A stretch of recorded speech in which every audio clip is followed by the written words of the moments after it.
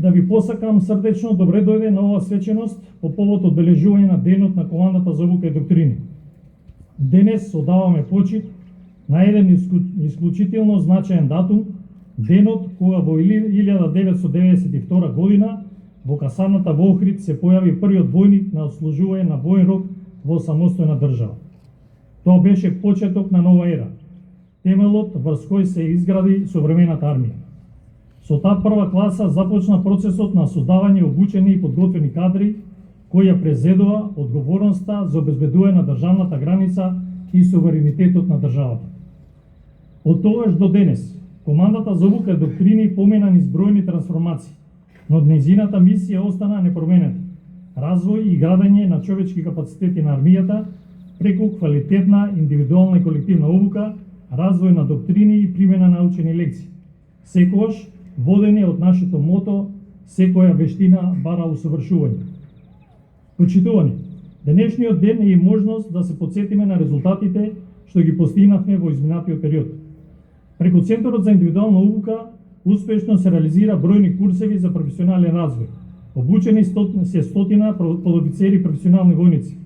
Особено значено е што 152 подофицери беа успешно обучени и промовирани во прв подофицерски чин, како и 293 новопримени професионални војници успешно ја завршија основната обука. Центарот за обука на питомци и офицери продолжи со квалитетна подготовка на идните лидери, обезбедувајќи им знаење и способност од индивидуално до ниво на вод. Со подршка од меѓународните партнери реализиравме и лидерски курс при што 26 офицери се стекна со современи лидерски и командни вештини.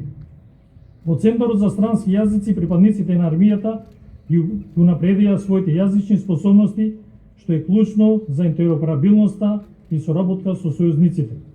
Центарот за обука и дресура на кучиња успешно обучи водачи и службени кучиња кои представуваат важен сегмент во поддршка на војните и безбедносните операции и обезбедувањето на објектите од особено значење за одбраната.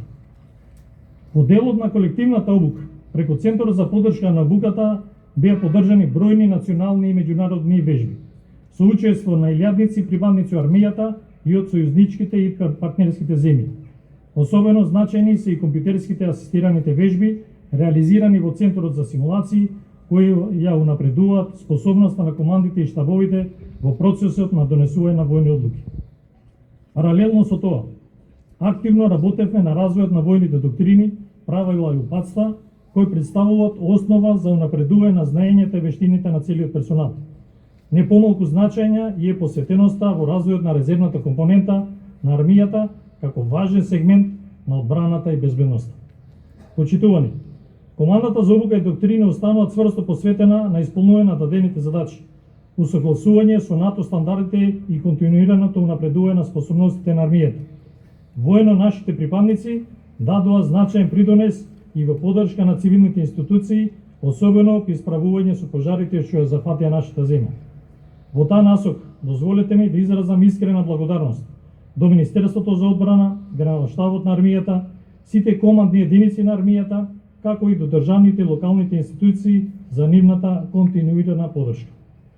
Почитуван министер за одбрана, почитуван началник на Генералштабот на армијата, во името на персоналот на командата за обука и доктрини, ве уверувам дека во иднина ќе продолжиме со целосна посветеност да ја реализираме нашата мисија, градење на капацитети за континуиран развој на армијата.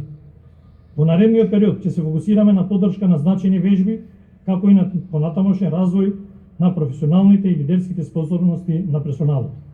На крај, на сите припадници на командата за обука и доктрини им го честитам празникот и им посакувам добро здравје, професионален успех, лична среќа и достоинствено извршување на должностите. Да живее командата за обука и доктрини. Да живее армијата. Благодарам.